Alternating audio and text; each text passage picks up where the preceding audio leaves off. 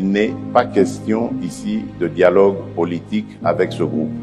Je le dis et je tiens à le préciser, il n'en sera jamais question.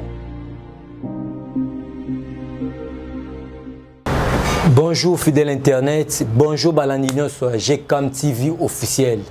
Ça fait un bail, hein? On ne s'est pas vu sur la chaîne GCAM TV officiel. Je suis de retour sur ce plateau. C'est votre humble serviteur Guylaine Chouboaba, le vrai descendant de Etienne Tshisekedi, défenseur du parti présidentiel, avocat de tous les parlementaires debout. Le lot, Togolobela Maï politique à la République démocratique Congo. Premier point, Togolobela voyage à Tata Mukonzeko pour la toute première fois depuis son accession au pouvoir en 2019. Le chef de l'État a attaqué Matambe Naye na Chine. Le chef de l'État Azalaki accompagné avec une grande délégation. Il y a un ministre, il y a un DG, ainsi de suite. Le chef de l'État a signé un contrat belé. Il y a un président de la Chine pour la coopération Chine-République démocratique du Congo. On est allé le premier point pour le voyage à Tata Mukonzeko dans la Chine. Deuxième point, le Bela propos. Il y a Bondoki, le cardinal Ambongo à tenir devant le fidèle catholique. Koloba était Bino ba fidèle catholique, candidat na Bino na Maponami, il y a 2023 Kombo na Moïse Katumbi. Or, un homme de Dieu a la couleur politique. Un homme de Dieu, c'est une personne qui est au milieu du village, qui prêche l'amour, il prêche la bonté, la patience, la douceur, ainsi de suite. Mais nous avons vite compris que Ambongo a une dignité, il y a un homme de Dieu parce qu'il est au milieu du village. On est allé deuxième point Togolobela. Troisième point Togolobela arrivé, il y a numéro 1, il y a Cour pénale internationale. Oh, il y a attaqué Matambe Naye Mukolo ya lobby dans la République démocratique du Congo. Il y a maman qui n'est pas chargé de mission. Il y a Tata Mukonzeko Lona Kombo. Il y a professeur Taylor Lubanga de Ayambaki numéro 1, il y a Cour pénale internationale. Et Sengeli Boye Baete Boye, il y a numéro 1, il y a Cour pénale internationale. Sengeli Boye Baete, il y a déjà une plainte déposée au République démocratique du Congo, Fundi République ya Rwanda, pour la guerre au Bazali Konyoko la Bisso, une guerre injuste et barbare de la République ya Rwanda. Au fameux communauté internationale, Bazali ko soutenir Paul Kagame. Quatrième point, Togolobela adhésion, bien les retours. Il y a moi Mboka, moi les 13 parlementaires, le vice-premier ministre en charge de l'intérieur et en charge de la fonction publique, où a s'adhéré officiellement dans parti présidentiel Otobengi IDPS, Union pour la démocratie et le progrès social, à s'adhérer qui m'a dimanche. Et puis à Betimbela, à Lobi était dans le Grand Équateur, à Kosala était le chef de l'État Félix Antoine Tshisekedi a droit majorité dans Ngambu et Équateur.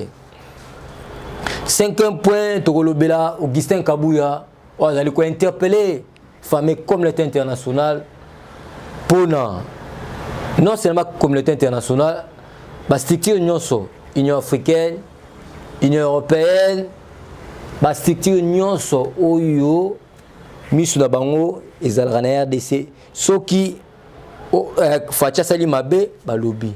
Ceux qui Fatia Sali Malam, Balobi. Silence radio. Pour les propos qui excitent la population, la haine. Il y a deux députés. Il y a Votamara dans la liste de Moïse Katumbi, Moko Azana centre pénitentiaire Makala, na Kombo ya Mike Mukebai, Moko Azan fuite. Mais selon nos informations, Abachi déjà Maboko dans Ngambo ya Brazzaville. Et Sengeli Boye ba été ministre des Affaires étrangères à Brazzaville. Na oya biso ezo zilaraka ministre oya biso acha lokolo to bengi signature pourvu que bazongisa le lenge bazongisaka ancien ministre ya éducation to bengi Willy Bakonga oyo bazongisa kiene na mabele na biso République démocratique du Congo oyo asalaki pe prison par rapport ya ba infraction bakangela ki. On est allé au point où tu as là. Le 6e point, tu as levé la paix. Moutema Mabé, il y a directeur général. Oyo Azali, moi na IDPS. Oyo Azwa Moussala na IDPS. Ozu Moussala na IDPS. Tobetelo maboko. Oyo pesa IDPS pa na yo ningité. Na cabinet na Otonisi Basi na yo, bana na yo, ba makangu na yo, ba noko na yo, au commissaire l'île maritime et commis à yo. Quel est le rôle d'un rétroviseur, le tout puissant directeur général de l'île maritime?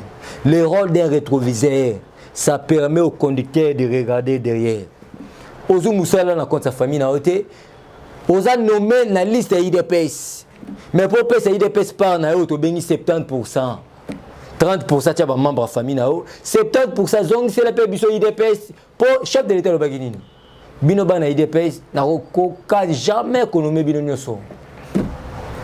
Mais bato na renommé bazoa pe ba combattant ba permettre payer bazo misala. Mais le tout puissant directeur général na Congo ya Mukendi, le tout puissant directeur à l'île maritime, il a tondi si na ye na cabinet na ebana na ye, ba makangu na ye, ba bana kasi na ye, na place ya ba combattant. Azu 30% à famille na ye, azu na 70% à ba combattant.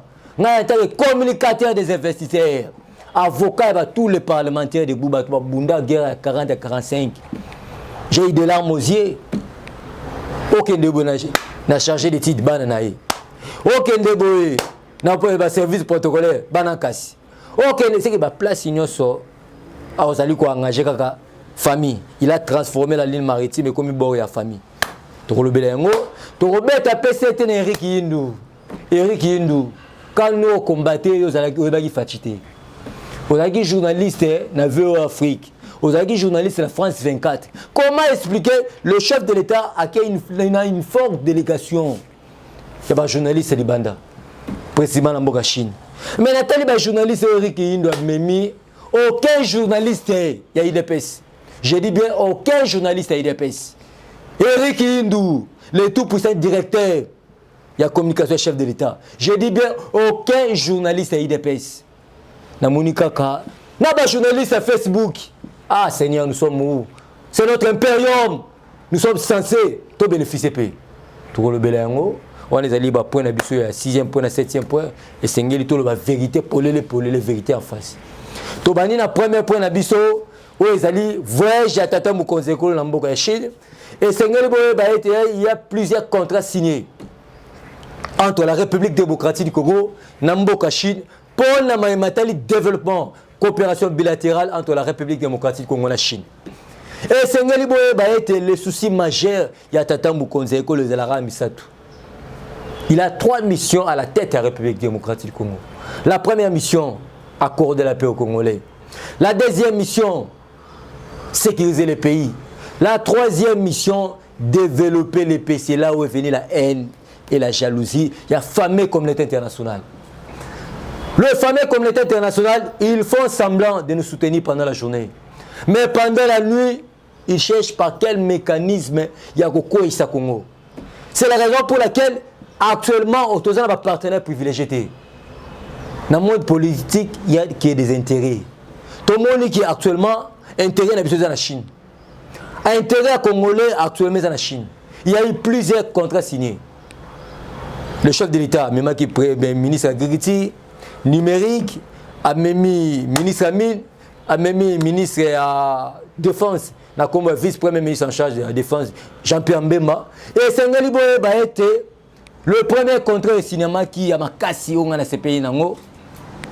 Ils ont dit coopération militaire entre la République démocratique du Congo et la République de Chine pour la rééducation. Je dis bien pour la rééducation. Il y a des terroristes M23 et accorder la paix à l'est du pays. Pacifier le pays pour que la paix revienne à l'est du pays. Parce que c'est le socle, c'est la première mission principale du chef de l'État.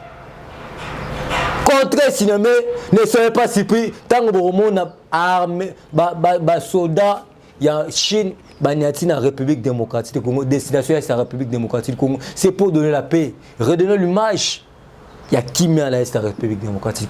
Vous avez vu aujourd'hui, il y a un peuple congolais, il y a un état de siège prolongé en côté. Parce qu'ils ont vite compris que s'il y a toujours prolongation et état de siège, il va coopérer.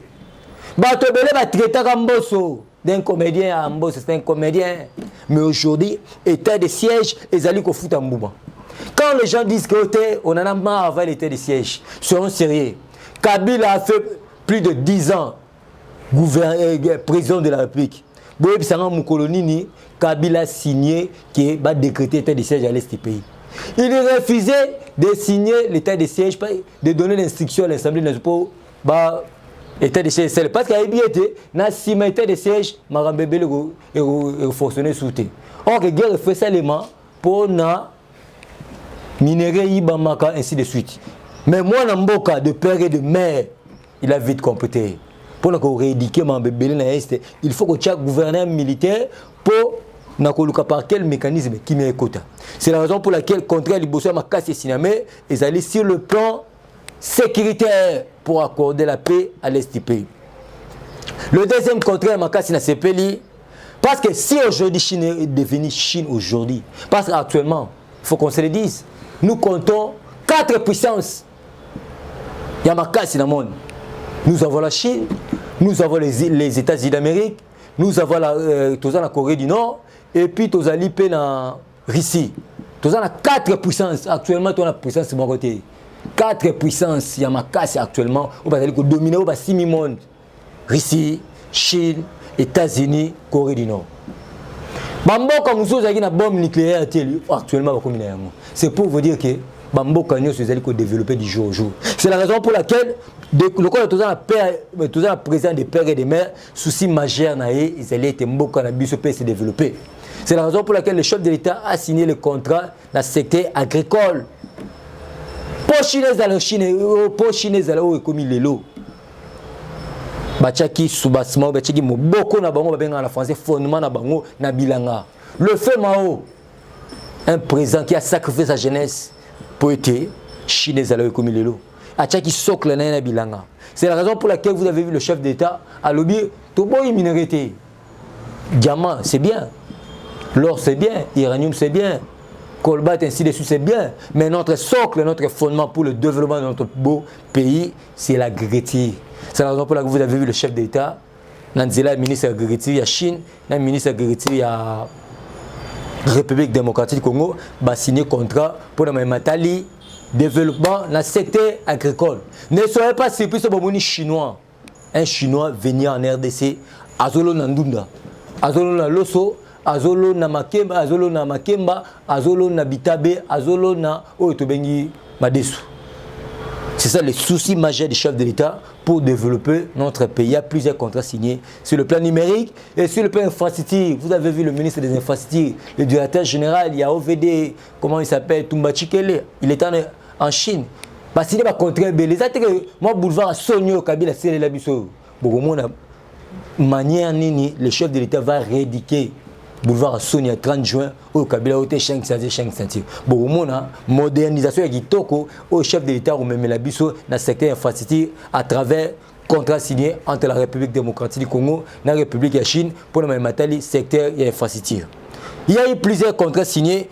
Il faut retenir que le chef de l'État a été le tout premier président où il va honorer le président Nyoso, où il va faire la visite ou la coopération Chine dans le pays Moussous. Je dis bien le tout premier président à être honoré. Le chef de l'État, si tout va bien, Soginzambe a zonité, il serait de retour dans quelques heures dans ma belle à Bakokonaï.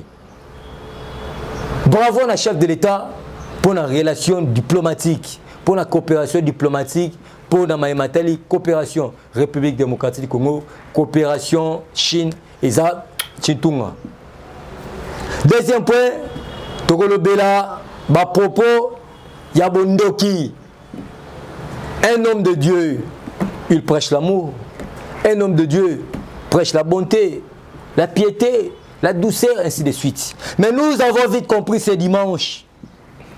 Ambongo prêche le tribalisme, prêche la haine, la jalousie, ainsi de suite. Ambongo est allé plus loin.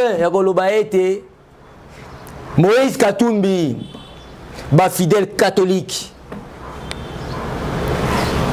candidat à la opposition, yo, bon porter dans Moutema, bon me mettre la magistrature suprême.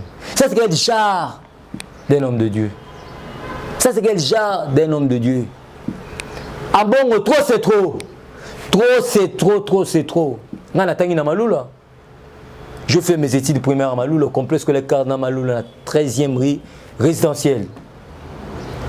Si j'ai de bons souvenirs, le tout premier cardinal, Yambo Ganabiso cardinal Maloula, il n'est pas mort en République démocratique du Congo, il était en exil. Il a combattu le régime. Il y a le feu maréchal Mobutu. C'est la raison pour laquelle vous avez vu à l'époque maréchal Mobutu a même en exil. Mais si tu es dans la liberté, ce n'est pas la bonne foi.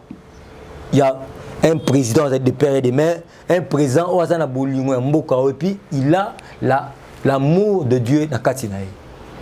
Nazo répété, Maloul était en exil parce qu'il combattait les régimes de Mobutu. Si tu oses encore, démocratie et liberté n'acheter. Démocratie et insulter. Démocratie et respect à la constitution. Nous avons vite compris que propos tu excites à la population à la haine tribale. Dans le monde fidèle catholique, une église, quand il est utilisé, candidat à Bino, il y a opposition, il porter, il même la magistrature suprême. Fidèle de la catholique, Bimaki. Oh, mais ça c'est que c'est genre de messieurs. Ça c'est que genre de messieurs. C'est la raison pour laquelle c'est la raison pour laquelle vous Mbongo Abundisaka Deutéronome 17 verset 14 à 15. Le but était en Israël. Aucun étranger a tiré la diriger Israël. C'est biblique. Vous avez vu vous-même aux États-Unis d'Amérique en autre chose de guerre. Aboy a postulé en tant que président de la République parce qu'Abotamaki en dehors des États-Unis d'Amérique. La Tunisie, ainsi de suite. Il y a une loi établie dans le pays belé. Mais, et pas la bisouawa, baboyi, demi Dakar. To le biboyi. Pour éviter l'infiltration au sommet de l'État, Mouto Bengami a des pères et des mères. Azala, par exemple, le ministre du tourisme, Azala Bourgmestre, ainsi de suite. Mais pas c'est régalé. Le ministère de la Défense, Intérieur, Finance, ainsi de suite, un étranger au dirigeant. C'est là où est venue la haine et la jalousie en bon. Le vrai problème est en bon, on a même la biso infiltration au sommet de l'État. Il y a un moment, propos qu'il avait tenu ce dimanche, fidèle catholique, la salle, ils ont vite compris que ce monsieur, il est Azam Mouto, il régime au Tazali Mouto, il combattre les valeurs. Azali comme même la biso anti-valeur. On m'a dit, tu as dit que c'est un bon. Si tu oses encore, aucun exil. Aucun exil, je te gracie. Si tu oses encore, Messia Mbongo, un cardinal médiocre, tu vas aller en exil. Parce que trop, c'est trop. Tu veux, nous même la biso, nous avons des pères et des mères, nés des mères, des pères juifs, des mères zambiennes. Alors, on dit, j'ai besoin d'Amboko, et qu'on les caté. Soyons sérieux. En 1997, Kabila a des pères, Laurent Désiré Kabila a des pères et des mères. Mais Batouazaki n'a si manaillé. Le fait président Etienne Tshisekedi, Laurent Désiré Kabila, mon frère, il y a des pères et des mères. Mais Batouazaki n'a si manaillé, Bazaba Congolais, Zongi Sabongo Sikalaki. Musée Laurent Désiré Kabila, le fait Etienne Tshisekedi, Batouazaki Baba Congolais. Un an plus tard, Malouba, il y a Konde Etienne Tshisekedi et l'attaque Nzoto. Mais ça c'est bête pour finir, vous avez vu Rwandais, ainsi de suite, c'est pour vous dire que Bissopé au sommet de l'État, Tokondimata, Moukolomoro était un étranger dirigé Mbokao.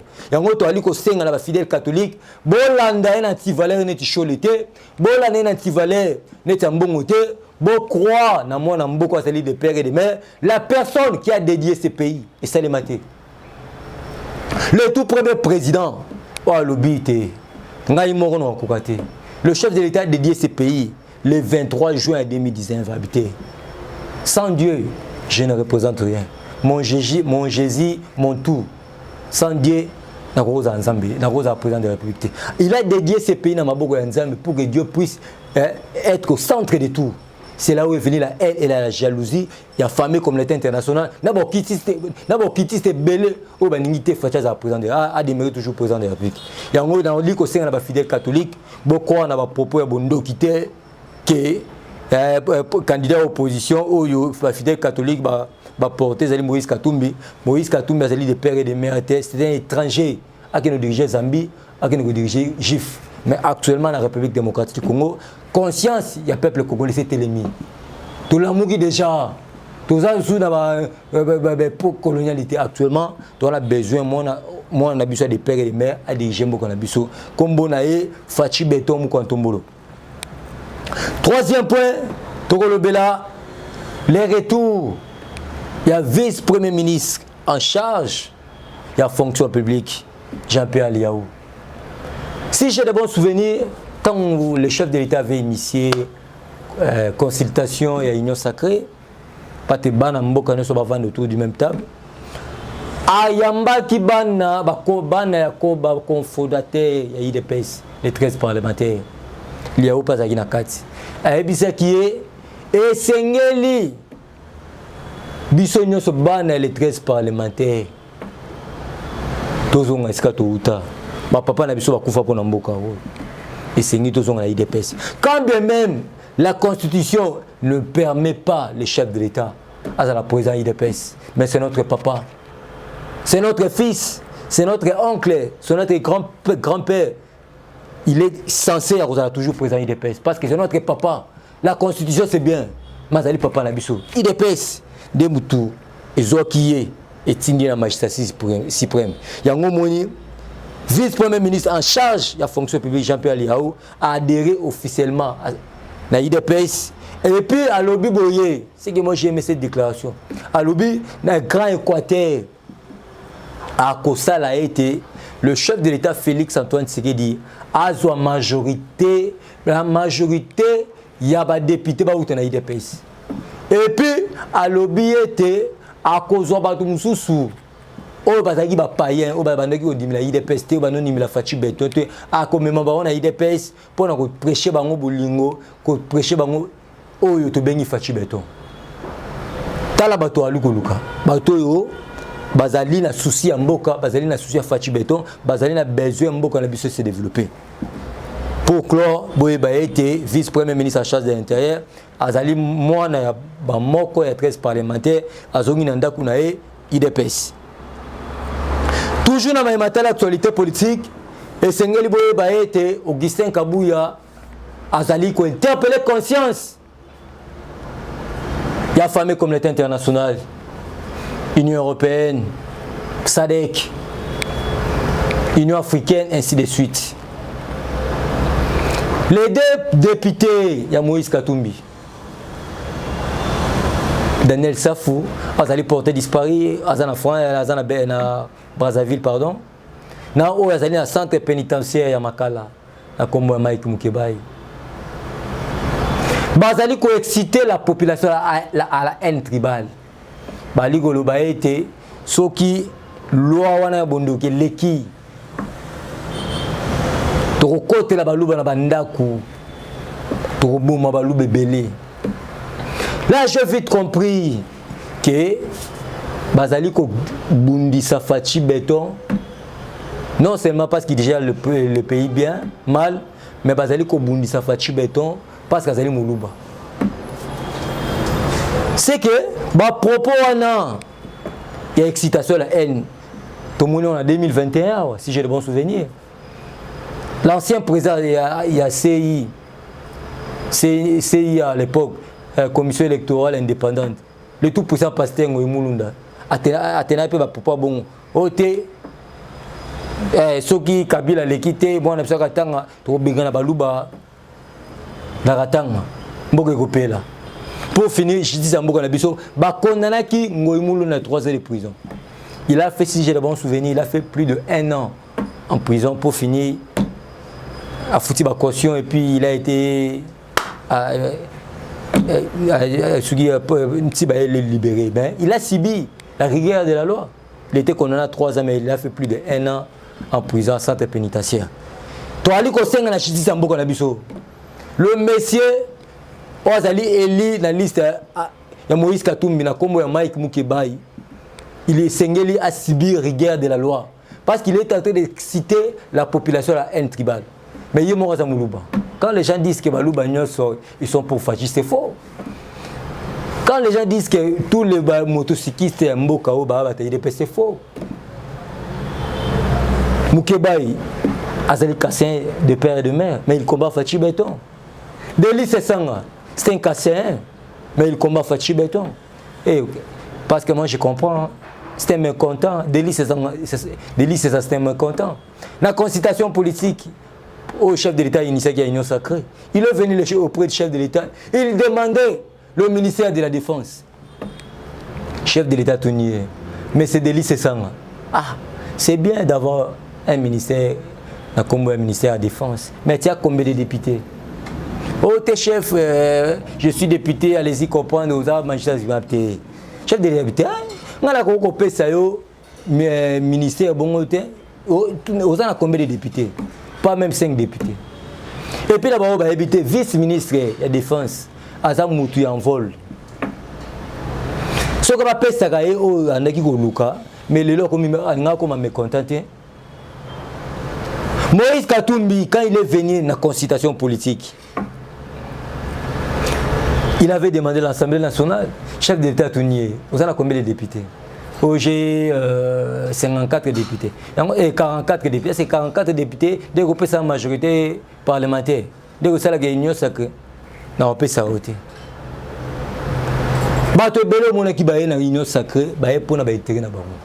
C'est la raison pour laquelle les 4 mécontents, on a souci la bango ezali été tokene na maponamité. Souci la bango ezali été tokene na dialogue. C'est la raison pour laquelle bomoni ba bombondo. Na kwa mutu bomoni ba milice mobondo, la Delfo ainsi de suite. Mais la CPLI na une portion ya mobondo ebelé. Ba se ressaisir ba lobby, l'air est grave. Insurrection toboyi, soulèvement populaire toboyi. Toyé officiellement na FARDC pour être tous adhérés à l'armée congolaise. Et bien, va se ressaisir, babimi la Zamba. Mais une portion peut, dans le centre pénitentiaire Ndolo, ils vont subir la rigueur de la loi. C'est pour vous dire que le chef de l'État, Félix Antoine Tshisekedi, c'est une personne qui combat le valeur. Et puis le chef de l'État est allé plus loin, il y a beaucoup mis ça. Marche sur le Magui 20, il a dit aucun mort. À se plaindre le professionnalisme de la police, aucun mort. Souci à opposants, les alliés, tout qui ma ponamité, parce qu'ils ne sont pas prêts pour les élections en 2023. Bon, on a besoin de tout qui na dialogue pour tout gato. Il y aura belle et belle élection. Bolana Gibinomoko, rapporté à Séni Patricien Sia, à l'Obéni. Fichier Zagitoko, le fichier auditeurs qui ont déjà dans la communauté internationale traitement de la candidature de député national, provincial et ainsi de suite. C'est pour vous dire que le chef de l'État Félix Antoine Tshisekedi, il fera mieux pour ce pays. Soi-disant Matata. Matata, c'est une honte pour la République. Affaire Bokangaloz. Na sepele na bande ko na biso ya Kenge. La grande bande nous balobi. Matata pour ceux qui mboko na biso province a se développer. La terre principale. Il y a besoin de biso na sima ezayo. Affaire Bokangaloz. Plus de 50 millions. Et que là Bokangaloz au Kenya. Et puis je tiens à vous informer bientôt Matata Pogna là-bas. Bientôt Matata Pogna là-bas. À la barre. Il va comparaître pour la Matali procès à Bokangaloz. Aucun péché reste impédi. Les gens croient que la justice était Moutou Azagili Bosso à la bagasse est compétent. Mais le gars est premier ministre était actuellement il est sénateur. Juste naturel dans les cours à cassation. Il va comparaître. Ce qui a sa bien été placé dans la centre pénitentiaire à Makala. C'est pour vous dire que silence radio, il y a excitation, la haine, il y a communauté internationale. Union européenne, Union africaine, ainsi de suite. Il faut semblant de nous soutenir pendant la journée. Mais pendant la nuit, par quel mécanisme mais Fachi, on ne combat jamais un enfant de Dieu. C'est notre impérium. nous sommes censés de le protéger. Parce que le rôle d'un parti politique est de conquérir le pouvoir et de conserver le plus longtemps possible. Il dépêche au pouvoir aujourd'hui, il dépêche au pouvoir demain, il dépêche au pouvoir éternellement. Augustin Kabouya Libande Mboka, sur invitation, il y a parti cher, il y a le fait Nelson Mandela, pour Namaïmatali, la coopération, il y a des partis politiques anti-IDPS. Si tout va bien, le numéro 1 du parti présidentiel, Augustin Kabouya, à Kozonga, dans ma belle à Bakokonaem, le mercredi. Mais les Sengelina Sabino était le secrétaire général, il va aussi profiter de cette occasion. Il y a aussi la redynamisation dans Mboka félicite.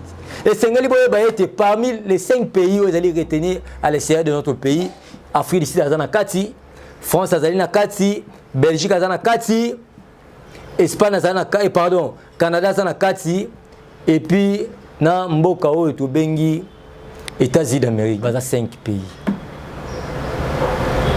Et on dit que le secrétaire général, sur invitation à ANC, a profité pour la redynamisation avec un seul objectif de donner la vraie majorité au chef de l'État. Parce que notre souci majeur, c'est la primature. Parce qu'avec primature, et qu'on permette que les projet de société, la vision comme il se doit. Où l'on va mener, on est là. On est en train de se battre. Parce qu'il conçoit le bien, dans la majorité, belé, dans la primature. Et on a dit que les IDPS soyons unis pour la conservation de notre pouvoir. Les parlementaires de Bounion soyons unis pour la conservation du pouvoir. Actuellement, les parlementaires de Bou, on est en train de se mobiliser pour tous les députés Nabiso. On est en train de se mobiliser pour tous les sénateurs Nabiso. Pourquoi pas avoir même 3 ministres au Parlement de Bou? Parce que la première force de l'IDPS, il faut qu'on se le dise, c'est le Parlement de Bou. Sans le Parlement debout, IDPS n'existera jamais. J'appelle à l'unité à tous les parlementaires debout pour la conservation de notre pouvoir, pour donner la vraie majorité au chef de l'État, Félix Antoine Tshisekedi Tshilombo. Pour la Rosilissa, et Sengeli Boyeba était Eric Yindou, Azali, directeur général de la communication chef de l'État. Mais Eric Yindou, Azali, qui est chef de l'État, chef de l'État a sa famille politique, M. Eric Yindou. Mais en Chine, je vis des journalistes qui ont Facebook. Je vis, qu'est-ce que je n'ai pas vu comme journaliste? Délégation, même pas journaliste. Combien de journalistes ont même à IDPS? Parce que si tu es là, c'est nous. Tout ça été. Tout porter chaud na biso na IDPS pour tout même matata mo konziko la magistrature suprême. Moi ça dit comme une forte délégation en Chine, il y a pas journaliste, aucun journaliste à IDPS. Aujourd'hui, ba journaliste ba Facebook, ba WhatsApp, ba Twitter. Mais bana na biso ya ndako ba to ba pesa pouvoir aucun journaliste. Tous na ba chaîne na biso et belé il y a IDPS, mais je n'ai vu aucun journaliste. Maintenant, tu travailles pour l'intérêt de Katoum, tu travailles pour l'intérêt de Fachi Beton. Dans Eric Yindou. Dans la communication, aucun membre de l'IDPS au Babunda. Les communicateurs valables qui défendent valablement le chef de l'État sont délaissés.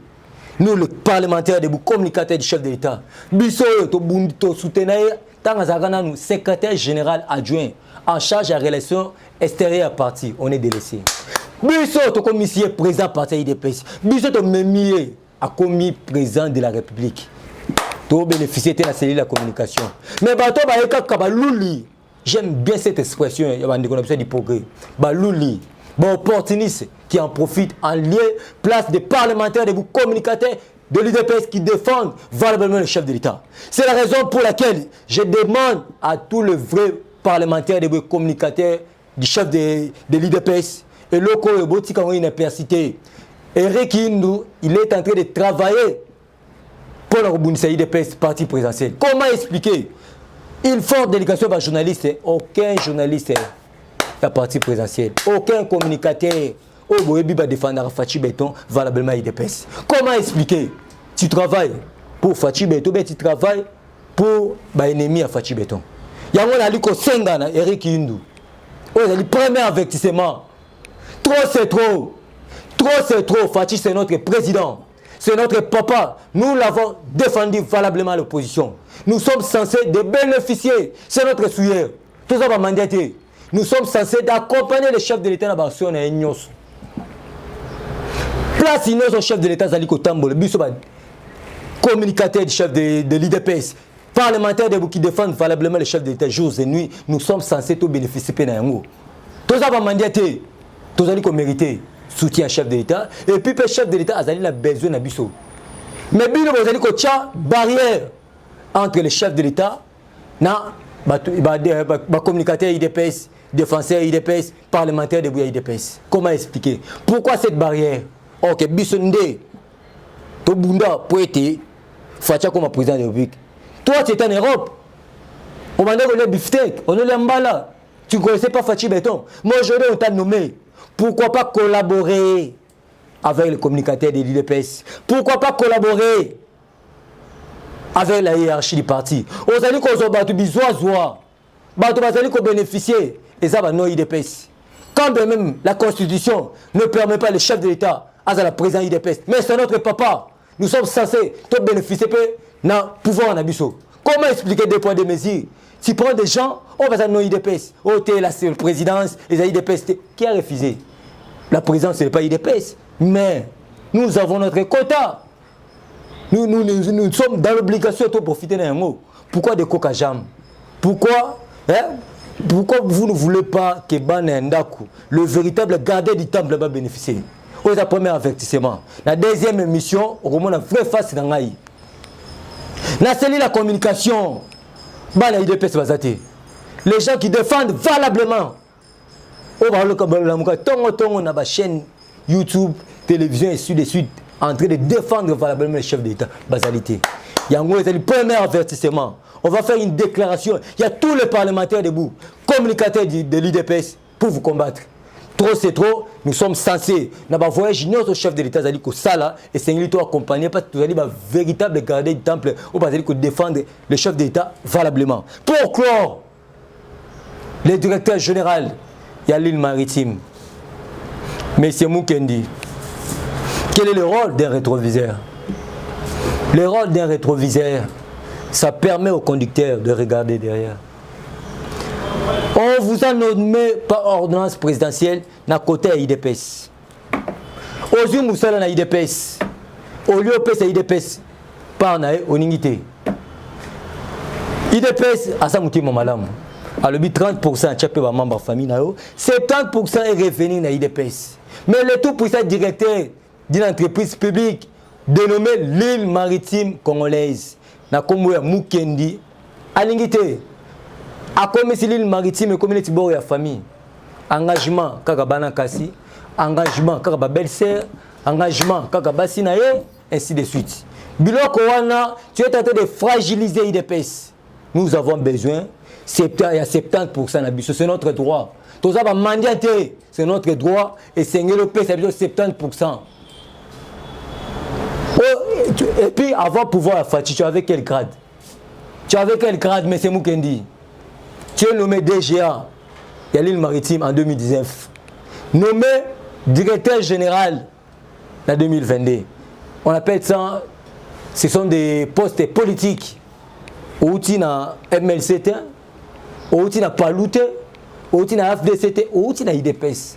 IDPS n'a apporté choix na combo na yo, bah même on pas chef de l'État, le chef d'État exécuté. Mais pourquoi pas qu'aux c'est le pays IDPS par na yo. Yango to ali ko senga na yo.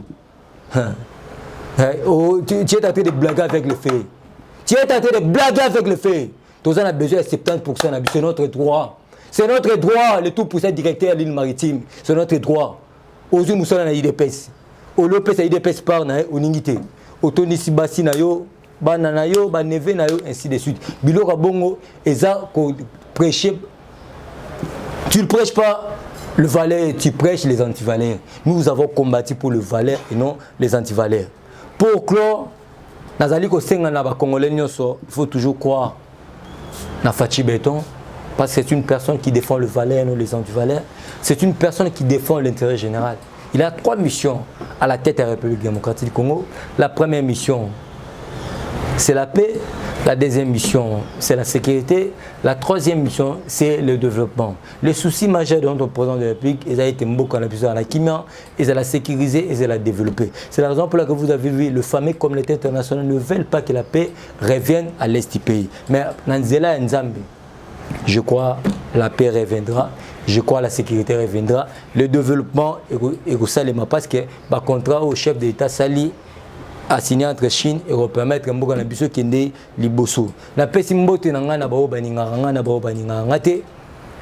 sans oublier la mère que j'aime beaucoup. Maman Marie-Josée Mbombo na Suède bambote belé, na pesi ndeko na ngai c'est de Kizi Kaliban mboka bambote belé. Mon grand frère Yves Bouboul, ba combattant et combattant nyoso, surtout ba parlementaire debout. Bo sal bo bunda Tobi Misape, député Nabiso, ici à Parlement debout. Tobi Misape, sénateur Nabiso, ici à Parlement debout. Pourquoi pas les ministres? Que Dieu bénisse la République démocratique du Congo. Que Dieu bénisse Augustin Kabouya, Tchungoma, le secrétaire général du parti présidentiel. Que Dieu bénisse les cadres, les hauts cadres, ainsi de suite. Minga Kolo Bezalité, ceux qui ont besoin de contacter pour avoir la vraie information. Bobenga, la plus 243 81 99 18 606. Plus 243 81 99 18 606. Je suis sur WhatsApp. Que Dieu bénisse la République démocratique du Congo. Bye bye, bye bye.